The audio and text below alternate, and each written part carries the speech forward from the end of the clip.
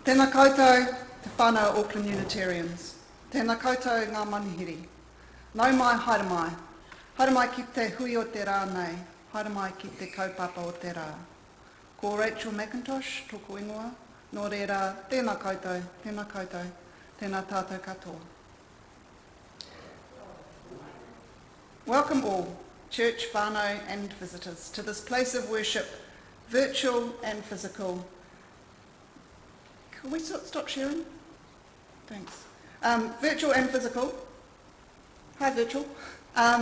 Made sacred by Auckland Unitarians for 122 years. Welcome to those joining us remotely, to those here in the building, and to those watching the recording at a later time. You are welcome as you are. You find us as we are. For those here in person, you are all invited to join us for a cup of tea or coffee after the service. It is our sacrament of hospitality. I particularly welcome our guest speaker this morning, Grant Williams from the Maritime Union of New Zealand, or MUNZ as we call it. When I met Grant about 10 years ago, he was working as a wharfie who'd been locked out by the Ports of Auckland Limited in a fierce struggle for control of the working lives of port workers. As the employer sought to cut wharfie incomes and establish total flexibility in the workforce, Auckland wharfies stood up to tell their story, that this would destroy any rhythm in their family lives. The struggle was over not just working lives, but whole lives, family lives. Grant was a leader in that struggle, and he came to speak to other unions about the fight on the wharf, and we heard the story of what this meant in Grant's life. And the fight became a key concern for the whole union movement. We stood together right through. I have a t-shirt. And Grant's now full-time union official, Assistant Secretary of Auckland Local 13 of MUNZ. Haere mai ki a koe, e hoa. No, not yet. He thought he was speaking right now. No, that comes later. So today is Labour Day, a commemoration and celebration of the establishment in this country of the 8-hour working day. In early 1840, carpenter Samuel Parnell arrived in Petone from London, and when he was asked to build a store, agreed to do so only on the condition that, on the job, the hours shall only be 8 for the day. He said, "There are 24 hours per day given us. 8 of these should be for work, 8 for sleep, and the remaining 8 for recreation." 50 years later, the 8-hour day had become standard for tradespeople and labourers, but many other workers worked much longer hours. Labour Day parades began in October 1890 as part of a union campaign to force the government to restrict working hours by law rather than just by custom. And in 1899, the Labour Day Act established the public holiday that we now enjoy every 4th Monday in October. 183 years on, there are many stories from right across the movement of working people joining together in solidarity to assert our rights to decent work so that we may live decent lives. We struggle, but we also celebrate. So the words for lighting the chalice come from Florence Kaplow. In recognition of Labour Day, we light this flame to honour all work, including the work of our hands and our backs, in gratitude for all the labours that support the world, and for all those who boldly continue the work of justice, equity, and peace. Thanks, Paul. Now, if you wish, you're welcome to recite with me the covenant of our congregation. Love is the doctrine of this church. The quest for truth is the sacrament, and service is its prayer. To dwell together in peace, to seek knowledge in freedom, to serve humankind in fellowship, to the end that all souls shall grow in harmony. Thus do we covenant with each other and with our God.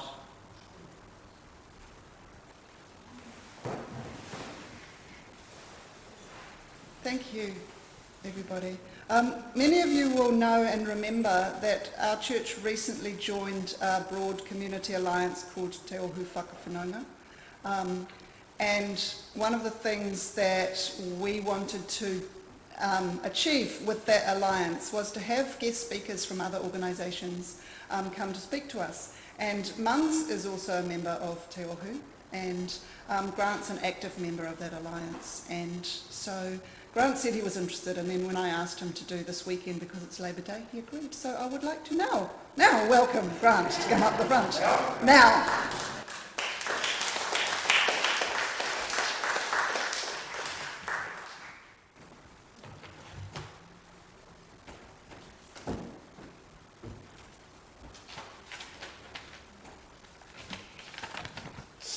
It's just for show.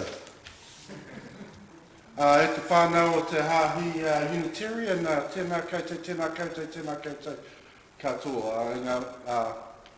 Ngā haue whā, ngā whānau whānui, tēnā koutou.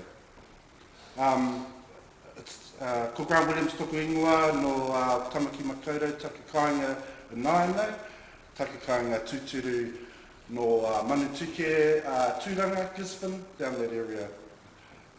So it's a real honour, a little bit shy of coming to a church to discuss, but because Rachel asked, and because of the good work that our organisations do, it is an honour. But I'm not the excellent public speaker people might expect. Anyway, so I said, well, what am I going to talk about? And she said, oh, just who you are, who is Mums, current issues from Mums, and what's happening at the moment. So I'm just, I've been a wharfie for 22 years, 23 years. That's just driving cranes and machinery down the wharf, labour. It's shift work. It was a really good way for me to, and my family to get a decent income and livelihood.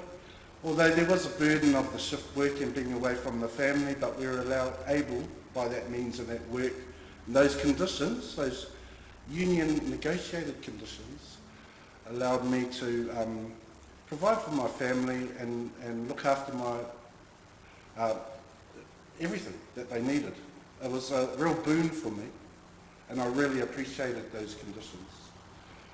Part of being down there was that I was interested in people. I'm a social person, and I was interested in looking up for other people, caring, giving, being interested.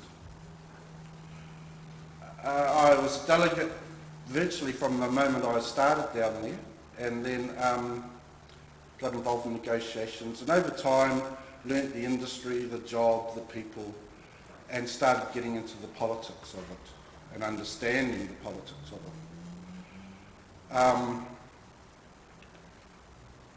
I'm Māori. My family from the East Coast. I have a mixed heritage, broadly from Brittany, Scotland, Wales, England.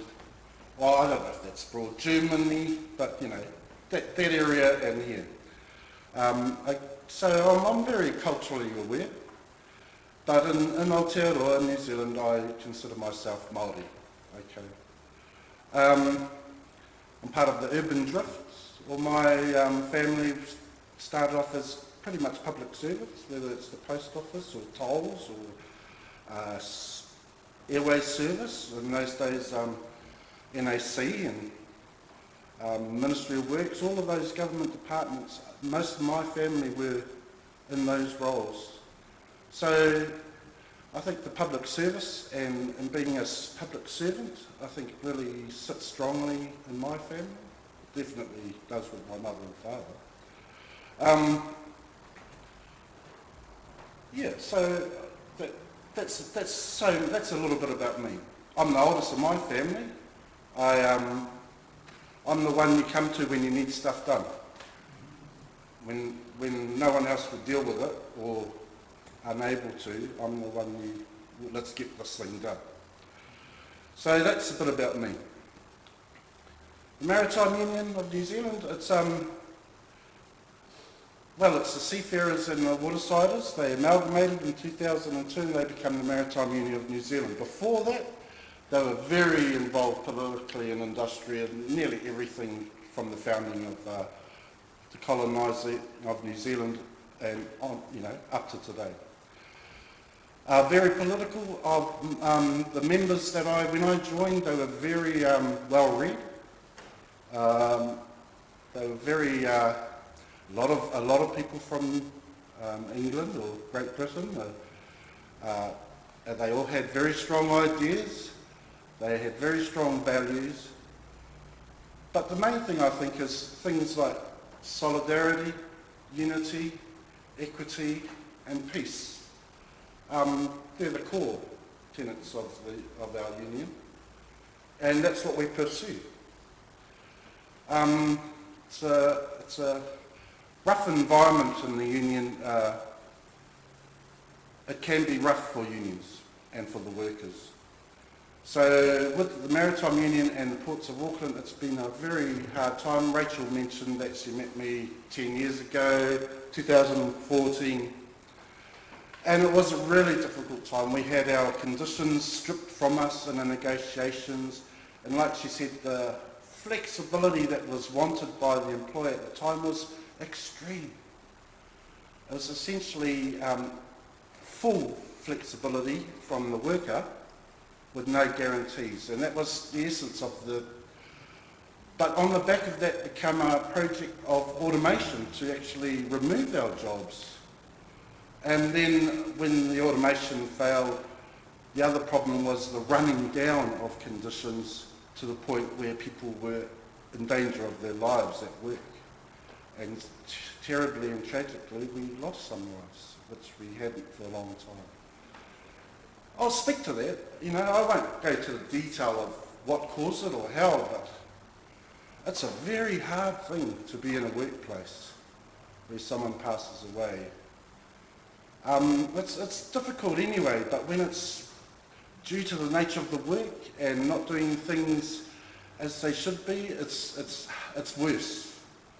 When they're younger than you, it's worse. When they have family and dependents, it's worse. And, I'm nearly at tears now, just thinking about it. And that's, everyone in that workforce is virtually in that state all the time. And I just, it's a sad thing. But we got through it, we're working through it to improve it, and we've looked after the people that have been hurt. So that we make the best of that, and we move on and we learn the lessons. Well, we hope we learn the lessons. But then I find, now that we've come to a situation where we have a good working relationship with the management at the port, and health and safety has improved, and we're engaged, and we're a part of the fix, and we're assisting to improve the output of the port, to make it more valuable, make it more efficient, make it more beneficial for the people of Auckland. And then our latest issue is someone mentioning that there's a crisis on cost of living, and that to fix it, there might be the opportunity to, well, they say that selling the port might be an answer to fix that, or some arrangements around the management of the port. So I suppose I'm sorry if I'm just rabbling on a bit, but this is what you get,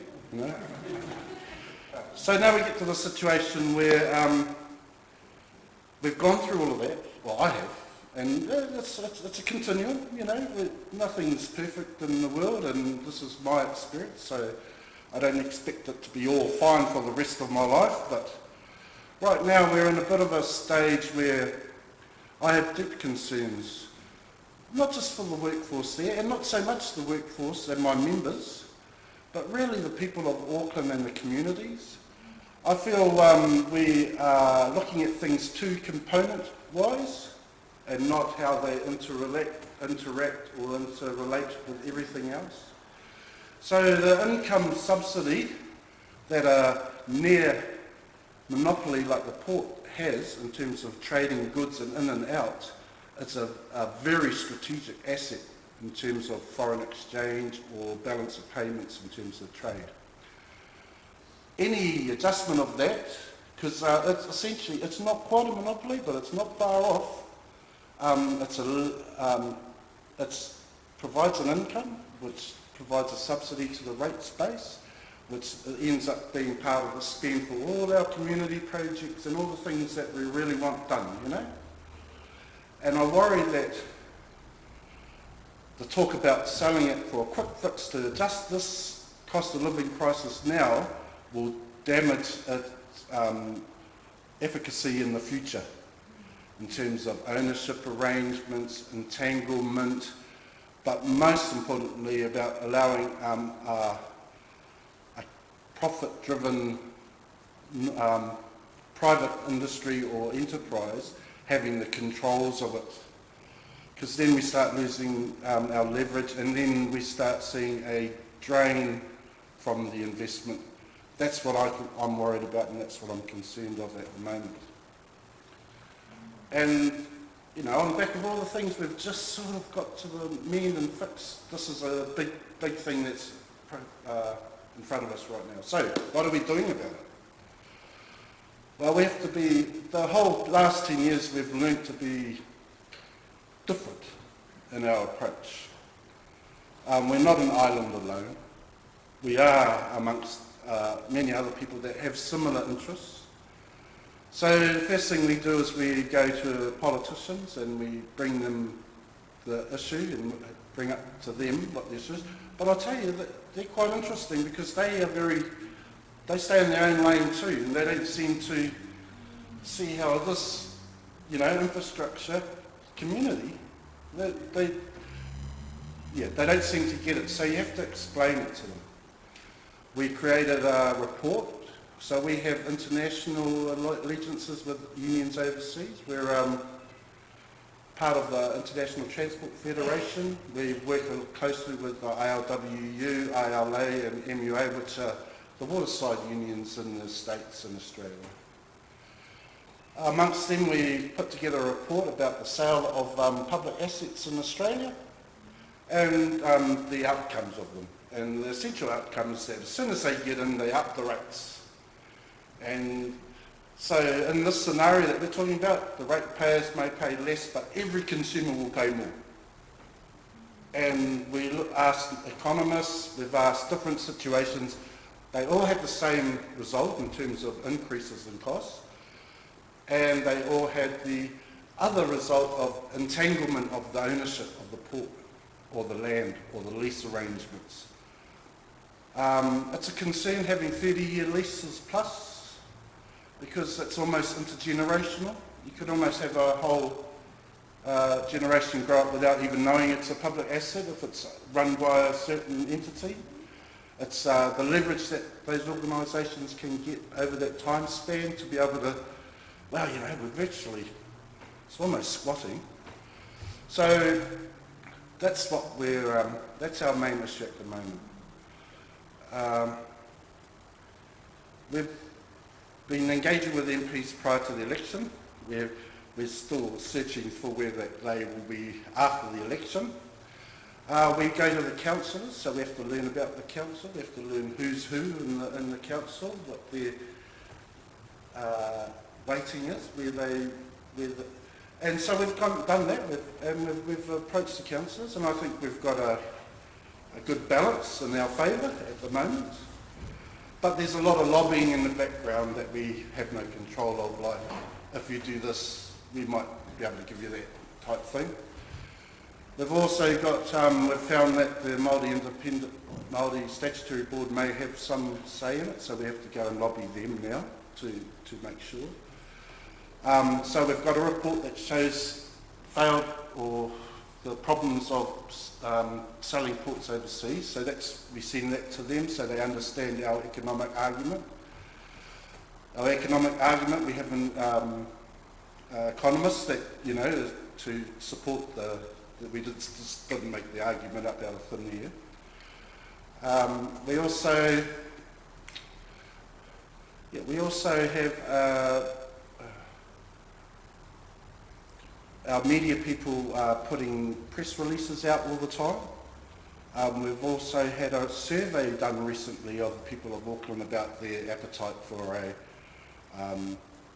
port sale, and obviously it says they're in favour of keeping it, so that's encouraging.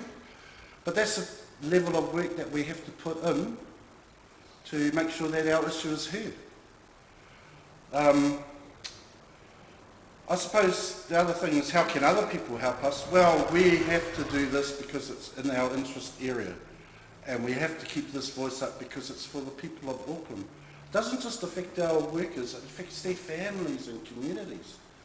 So we feel that there's an obligation to make sure that this is addressed. For other people to help us, I suppose the main thing is exactly what we're doing. Be interested. Be aware of the issues. Read the material. So go to the website, find the article and put your email in and get the updates so that you're made aware of the issue. Then the other one is that exercise your citizenry, as a citizen, as a ratepayer, as a part of the community of Auckland. Write to your MPs, write to your councillors, get them to take up the issue and socialise it so it's more well known. That's where we're at the moment. It's really really nice to be able to come and share this with you, and I hope you can see, without me rah-rahing it up, how really important and significant the sale of our jewel of our crown for this region. So much tax money has gone into that, and the building and development of it. So many jobs and industry rely on it being successfully run, that it does facilitate a public service, and it should be kept in Aucklanders' hands. So that's the Mun's stance there. To finish it off, I suppose for me the most important thing about it is it's about the future generations and unintended consequences. In my short 55-year life, one thing I've been learning lately is that there are a lot of actions that have gone on that have unintended consequences. I worry that by being blasé about the ownership of the port, not being transparent about it, not discussing it out openly, I feel that we are actually in danger of risking the future of our children in this community. A major asset that they could have, they might need in the climate change environments in the near future, and I think they're being very short-sighted if we just want to pay a 3-year stint worth of bills by selling the house. That's essentially how I see it.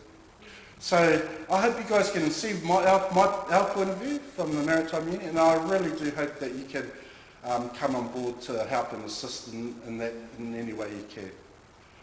Have I hit my 15 minutes yet? Yeah, that's all right. There was it was really quite a surprise to be invited here, and I was thinking of all my, what am I going to do at church? And you start thinking about purer ideals, I think, or a better you, or how you'd like to be as a person. And I'm just glad that we're part of Te Ohu Whakawhanaunga. I'm just so glad that Rachel's invited me, and that I can meet you today and share on behalf of my members and with you. And I really appreciate it. And it's a powerful thing you guys have here, and that you're continuing. So it's really had an impact on me, and it's been a real honour to be here to speak to you today. Okay.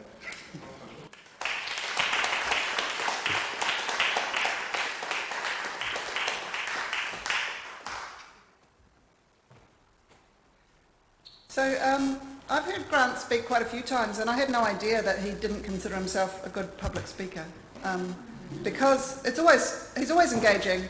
He always speaks from the heart, and he always makes sense. So thank you, Grant, for that. Oh, Henriques, can I call on you again? Please join me as we say the words for Extinguishing the Chalice. We extinguish this flame, but not the light of truth, the warmth of community, or the fire of commitment. These we carry in our hearts until we are together again. Forgot to put the snuffer out. Sorry about that, Paul. Thank you. Okay. So my closing words I found online. A poet called K.E. Cummins. I couldn't find anything out about this person other than that they've got about 45 poems online, but it's called We Are. We are the beloved community, an antidote to despair. Dark things cause their opposites, because when night falls, we must light fires. I found kindling in a crevasse and called it hope. Some things will always be the same. So we change, we move, we rise, we burn. Amen.